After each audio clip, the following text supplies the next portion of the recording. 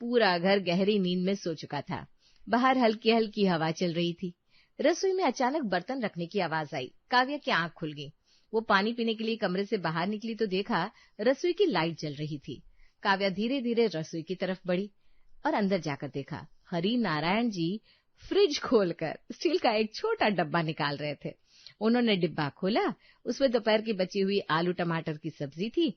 उन्होंने कढ़ाई चढ़ाई, थोड़ा सा तेल डाला, जीरा, लहसुन, हरी मिर्च और लाल मिर्च का तड़का लगाया। फिर उस बची हुई सब्जी को उसमें डाल दिया। कुछ ही पलों में पूरी रसोई खुशबू से महक उठी। काव्या हैरानी से उन्हें देख रही थी। पापा जी, आप अभी तक जाग रहे हैं? अरे बहू, तेरी नींद खुल गई क्या? जी, वो पानी पीने आई थी। लेकिन आप ये बची हुई सब्जी क्यों गरम कर रहे हैं? क्योंकि रात को चटपटी सब्जियों का स्वाद ही कुछ और होता है। आप बैठिए, मैं अभी आपके लिए गर्मा गर्म पनीर बना देती हूँ। अरे नहीं नहीं बेटा, मुझे कुछ नहीं चाहिए, बस यही रहने दे। अरे पापा जी, मैं कुछ और बना देती हूँ ना आपके लिए गर्मा गर्म, आप बैठिए ना। अरे नहीं नहीं बहू, मुझे और कुछ नहीं चाहिए, मेरे लिए यही काफी है। हरि नारायण ने रात की बची सब्जी को तड़का लगाकर खा लिया, जिसे देखकर काव्या को अच्छा तो नहीं लगा, लेकिन उसे ससुर जी की बात आगे ज्यादा बढ़ाना ठीक नहीं समझा। अगली सुबह हरि नारायण जी की बेटी पूजा भी मायके आई हुई थी। काव्या ने रसोई में कुछ अच्छा पकाने का सोचा। पापा जी, आज आपकी पसंद की भरवा करेले बनाऊं? बना ले बेटा, और सुन, थोड़ा ज्यादा ही बनाना। अच्छा, आपको बहुत ज्यादा पसंद है इसलिए? अगर थोड़ा बच जाएंगे तो रात को भी वही खा लूंगा। पापा, अब भी ना, पूरी दुनिया रात को ताजा खाना खाती है और आपको बची हुई सब्जियां चाहिए। अरे सबकी अपनी अपनी पसंद होती है बेटा। रोहित ने कई बार इस बात का जिक्र किया था। पापा, आप क्यों रात को बची हुई सब्जी को तड़का, कभी मसाले डालकर, कभी कभी यूं ही खा लेते हैं? लेकिन हरि नारायण जी को तो जैसे आदत ही लग गई थी, दिन में एक सब्जी खाना और रात को बासी सब्जी को तड़का लगाकर खाना। लेकिन आज तो काव्या ने घर में बहुत कुछ बनाया था। भरवा करेले, दाल तड़का, जीरा राइस, बूंदी का रायता और गर्मा गर्म फुलके। हरि नारायण जी ने पहला निवाला खाते ही कहा, वाह बहू, आज तो बहुत स्वादिष्ट खाना बनाया है। आपको अच्छा लगा ना? पापा जी, आप बैठिए, मैं गर्मा गर्म फुलके लेकर आती हूँ। हाँ बहू।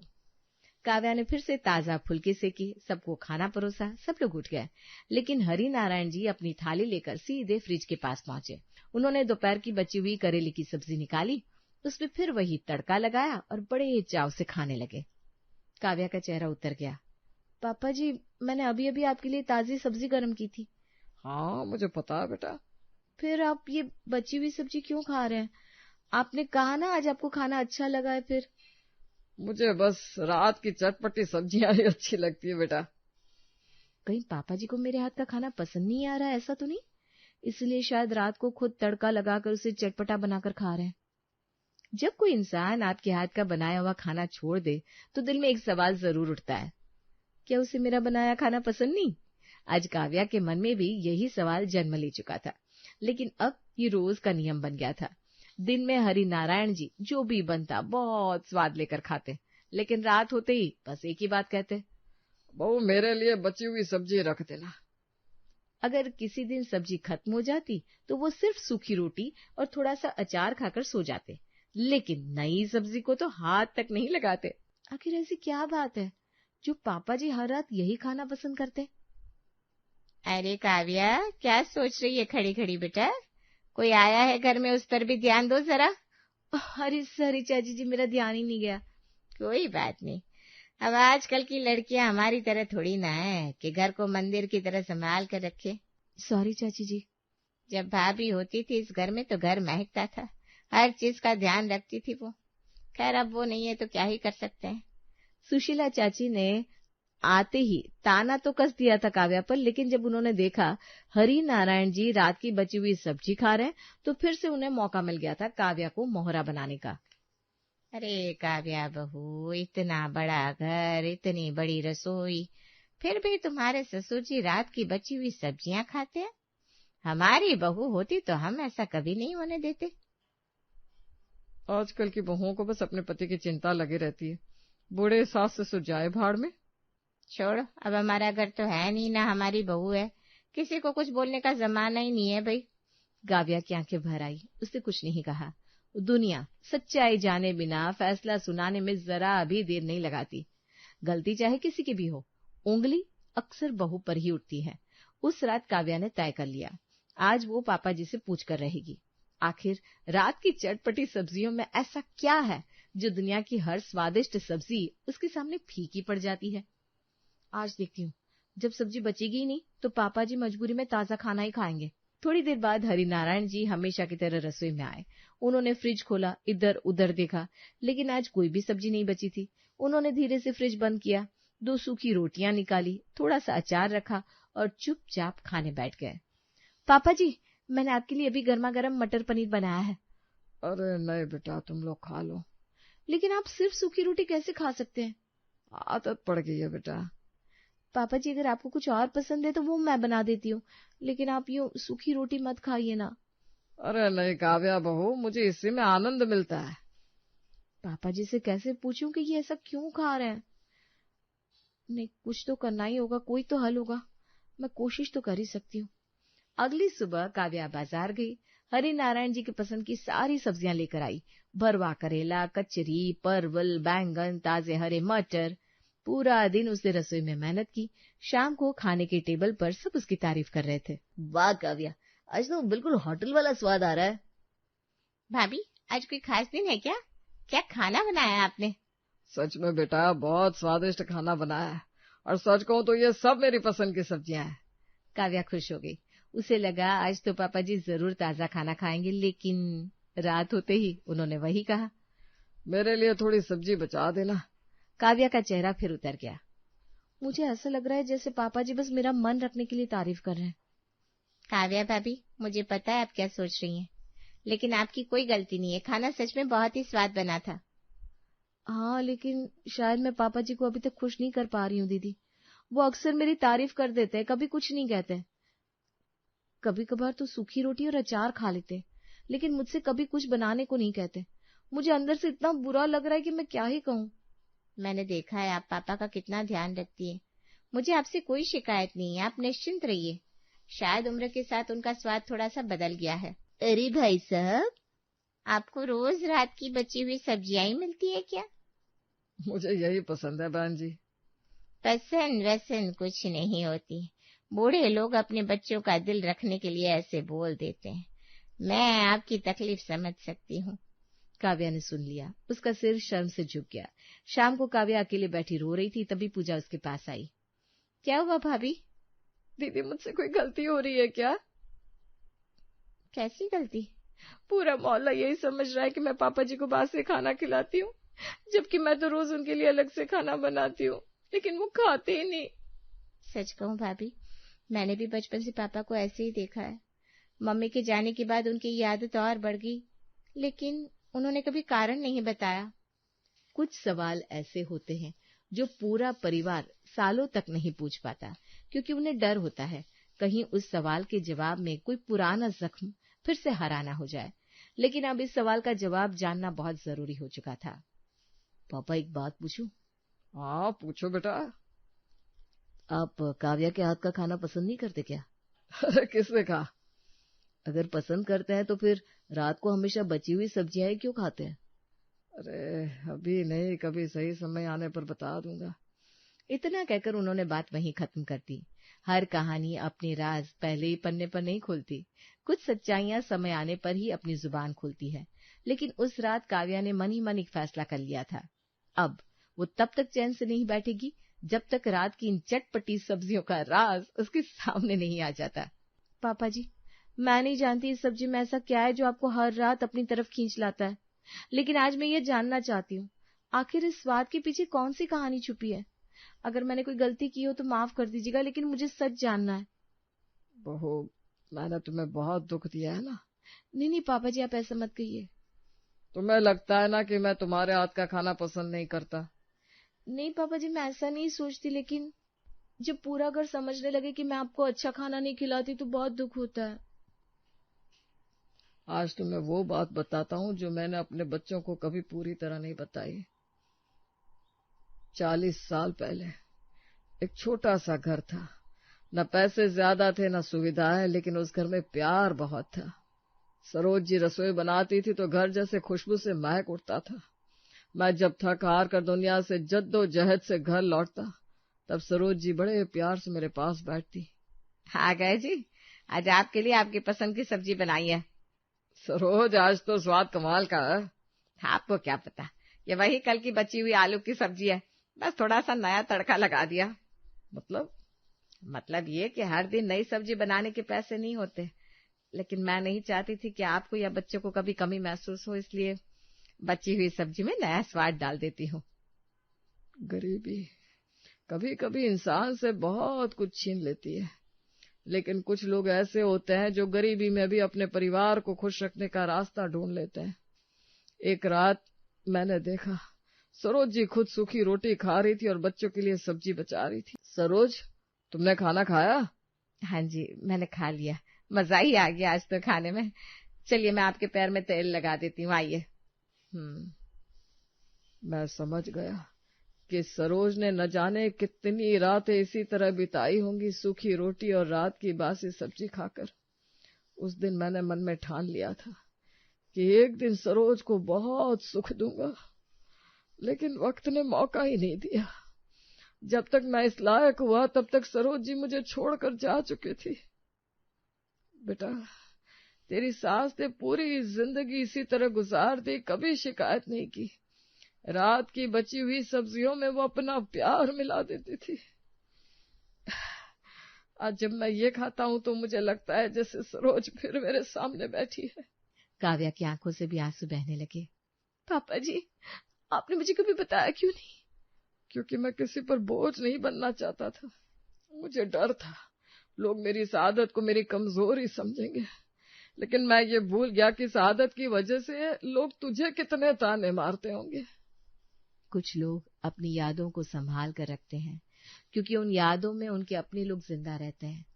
काव्या ने हरिनारायण जी का हाथ पकड़ लिया और एक बेटी की तरह उनसे बात करने लगी, जिसके पिता ने आज पहली बार अपना दिल खोलकर उसके सामने रखा था। पापा जी, आज से ये सब्जियां सिर्फ आपकी नहीं, मेरी भी जिम्मेदारी है। अब मैं भी माँ जी की तरह आपके लिए रात की चटपटी सब्जियां बनाया करूंगी। लेकिन एक वादा कीजिए, अब कभी ये मत सोचिएगा कि आप अकेले हैं। नहीं बेटा, तेरे जैसी बहू पाकर मैं ऐसा क्यों सोचने लगा। तो बिल्कुल सरोज की तरह है, सादगी से भरी, ममता से भरी। खुश है बेटा। पापा, मैंने और भैया ने भी आपकी सारी बातें सुन ली है। तुम लोगों को भी मैंने बहुत परेशान किया है, नहीं? नहीं पापा, उल्टा हम आपको कभी समझ ही नहीं पाए, न माँ के त्याग को कभी समझ पाए थे।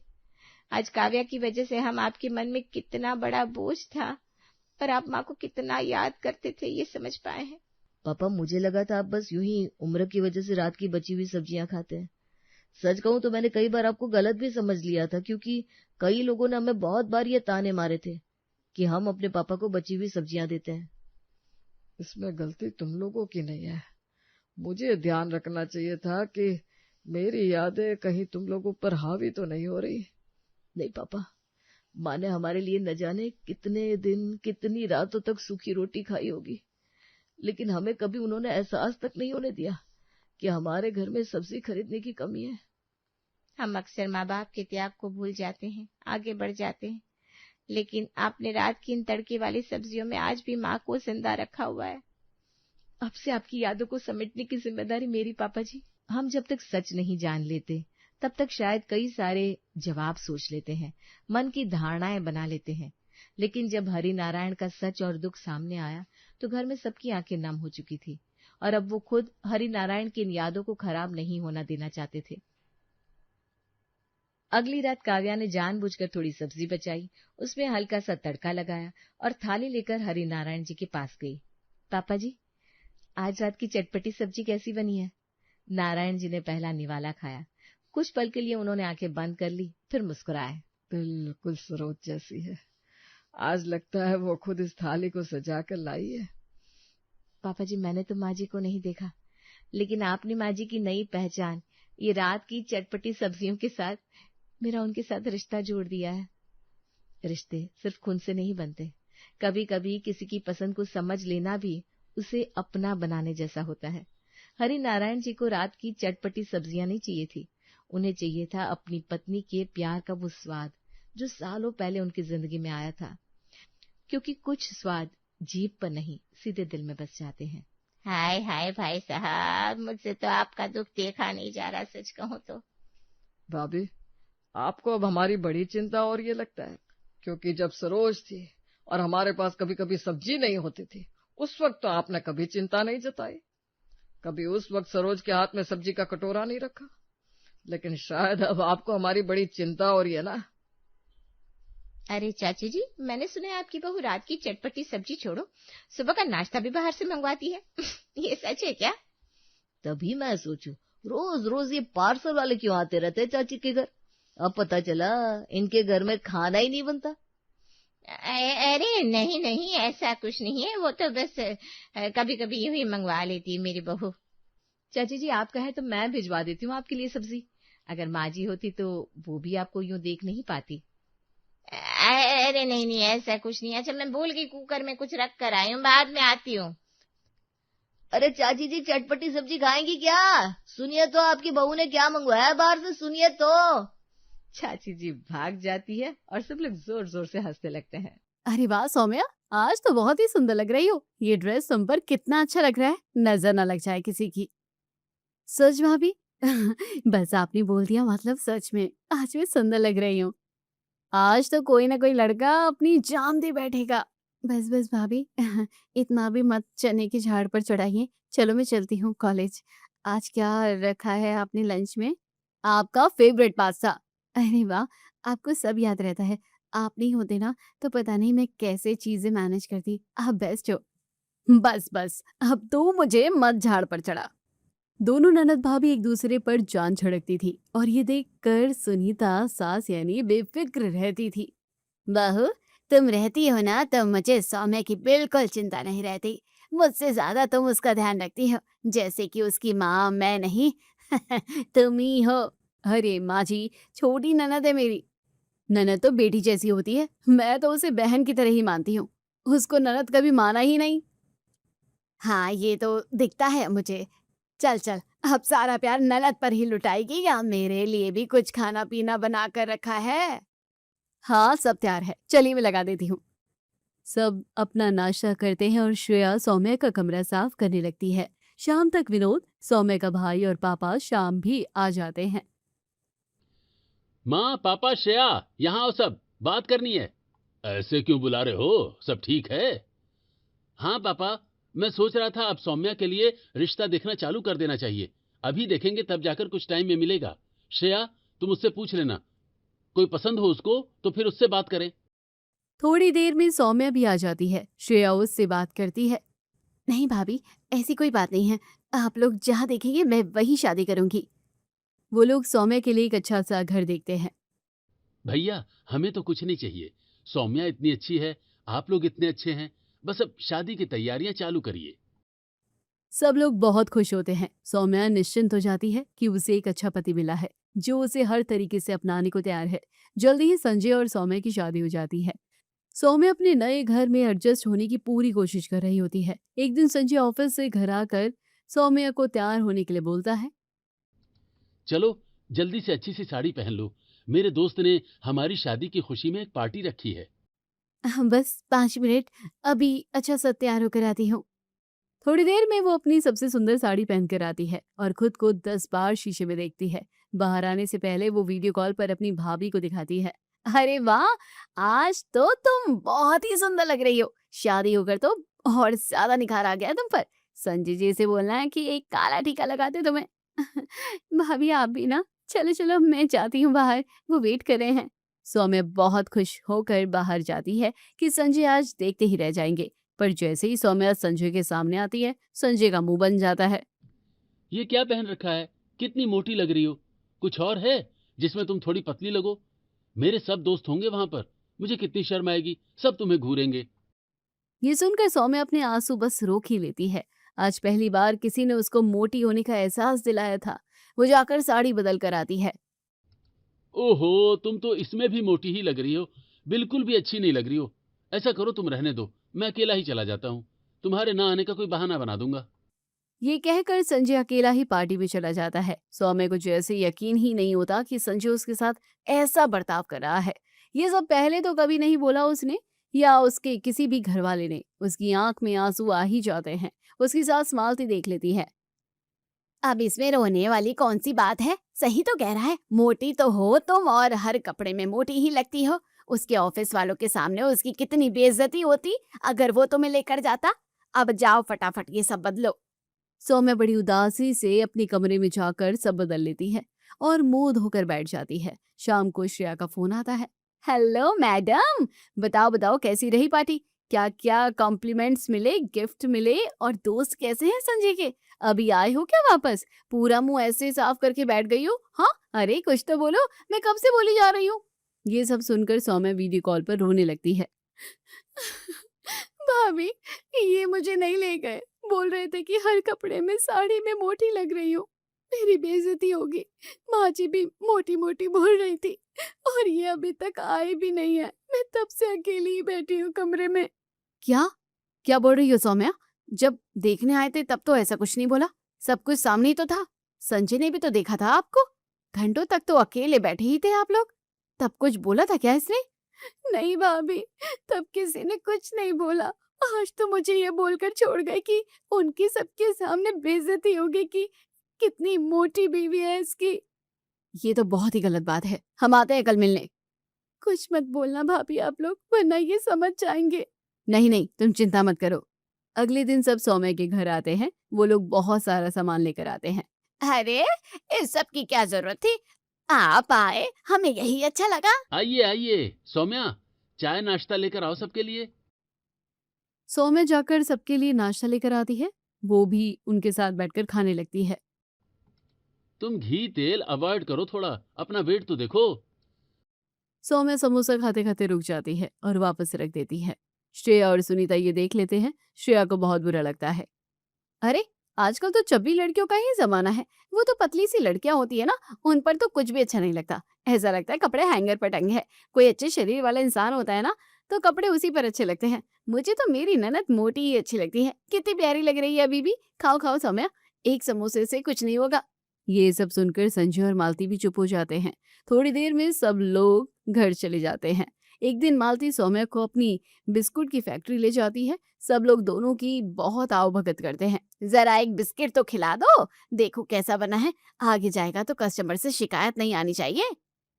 मीना वहां के वर्कर दोनों को एक एक बिस्किट देने को कहती है। मालती उसका हाथ पकड़ लेती है। अरे इसको मत दो, पहले ही इतनी मोटी है, ये बिस्किट खाकर तो और मोटी हो जाएगी। मालती सौम्या को एक भी बिस्कुट खाने नहीं देती। थोड़ी देर में दोनों घर आ जाते हैं। सौम्या ये बात संजय को बताती है। हाँ तो ठीक तो है, बिस्किट खाने से मोटापा बढ़ता ही है। अपना वजन देखो तुम कितना बढ़ गया है। मुझे लग रहा है यहाँ आकर तुम ज्यादा खाने लगी हो और मोटी हो गई हो। ये सब सुनकर सौम्या अपना खाना पीना आधा कर देती है, चुपचाप रहने लगती है और कहीं भी आना जाना बंद कर देती है। ये सब उसके चेहरे पर दिखने लगता है। हमेशा की तरह दोनों ननद भाभी वीडियो कॉल पर बातें कर रहे होते हैं। क्या हुआ, तबीयत तो ठीक है ना? यहाँ आ जाओ थोड़े दिन के लिए। नहीं नहीं, तबीयत बिल्कुल ठीक है, बस थकान है। ये थकान वाली शक्ल तो नहीं है सौम्या, क्या बात है, मुझे सच सच बताओ। सौम्या श्रेया को सभी कुछ बता देती है कि किस तरह उसे बार बार मोटा होने का ताना दिया जाता है, इसलिए उसने खाना पीना आधा कर दिया है। ये तुम अपने साथ सही नहीं कर रही हो सौम्या, ये गलत है। ऐसे तो तुम बीमार पड़ जाओगी, बल्कि बीमार ही लग रही हो। हम आते हैं बात करने। आप लोग तब भी तो आके गए थे ना, कुछ बदलाव नहीं आया। आपके सामने चुप थे वो लोग, अब तो वापस बोलने लग गए हैं। आप ये सब माँ को मत बताना। नहीं, माँ जी को कुछ नहीं पता लगेगा, लेकिन मैं तो जरूर कुछ करूंगी। मुझे तो अपनी पहली वाली ननद ही अच्छी लगी थी। जैसे मैं कहती थी ना पहले भी, मुझे तो मेरी ननद मोटी ही अच्छी लगती है। कुछ दिन निकलते हैं। सौम्या बताती है कि उसकी खुद की ननद रेखा आई हुई है। तब श्रेया को दिमाग में कुछ आइडिया आता है। श्रेया अगले दिन मिलने पहुंच जाती है। कैसे हैं दीदी आप? सौम्या ने बताया था कि आप आए हुए हो तो मिलने आ गई।